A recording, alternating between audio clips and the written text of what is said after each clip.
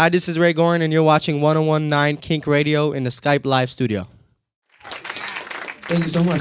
My goodness. Ray Goren in the Skype live studio. Thank you. Let's give that up. Good for you, man. Thank you very much. Welcome to Portland. It's great to be here. Yeah, on a rainy day. You know, usually something like that, I would say, you poor thing, which hippie father threw a guitar in your hand as you came out of the womb, but it didn't work like that, man. You didn't get introduced to this music first, right? From what I hear and in your bios and everything, it was jazz first for you. Jazz, yeah. I started playing jazz piano I think my parents realized when I was musical. I'll give you the whole gist of it.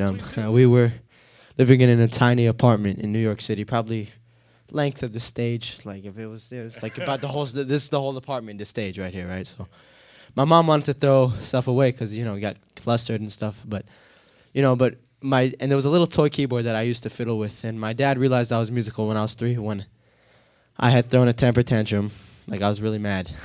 I said Twinkle, twinkle, little star stole the melody from A, B, C, D, E, F, G, the ABCs. And once you think about twinkle, twinkle, little star, da da da da da da da, A, B, C, D, E, F, G, da da da da da da da. It's like the same exact melody. And my dad said, why don't we keep the little toy keyboard in there? Oh, that's cool. So did you move on to piano blues too, or was it just the guitar right after that? Yeah, so I started playing jazz when I was like 5. I really got into like Monk and Oscar Peterson and Coltrane and all those guys. And then when I was like 8.5 or 9, I was looking for a trombone player named J.J. Johnson on YouTube. And instead of J.J., I accidentally, by mistake, hit B.B.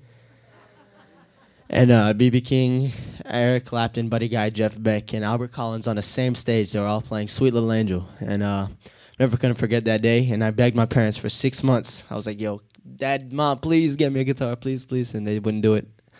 And then finally, how I convinced them to get me a guitar was I told them that I was going to learn how to read music.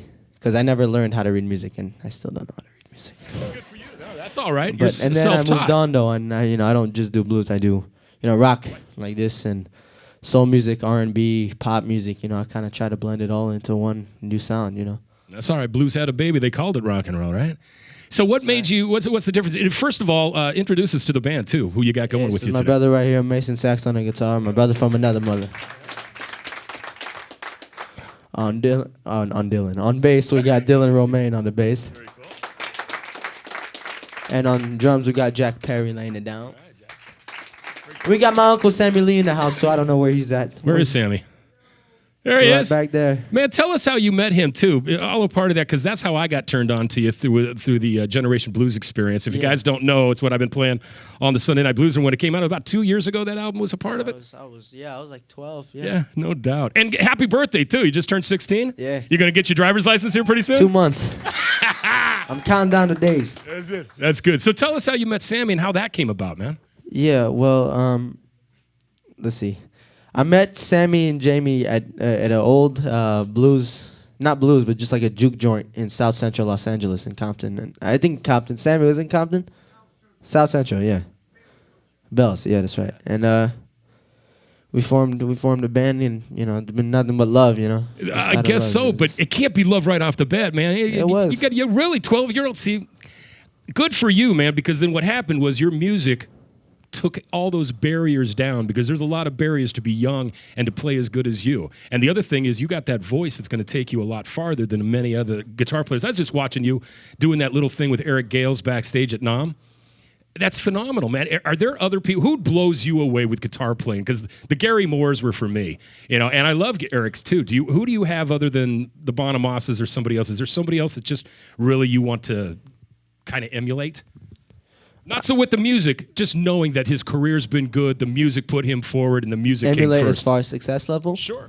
As far as success level, I hope to be, as big as, I hope to be winning Grammys, and not just, in pop and rock and other stuff, and blues as well. But my whole thing with the blues is I'm not trying to play like just straight blues, but what I'm trying to do is take elements of the blues, right? I feel like blues is like the base of everything. Blues is like the house, the base of the house. Sure.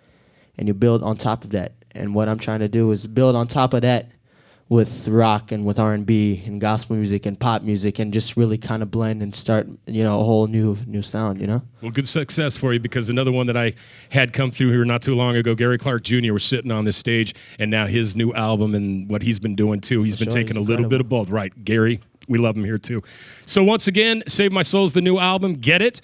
And guys, you got him this afternoon, and thank you so much for being a part of this. I know that you guys got Music Millennium at 7 o'clock tonight. Get more music from you? Absolutely. Love Thank you it. so much for Thank having you. me, man. Ray Goren, everybody.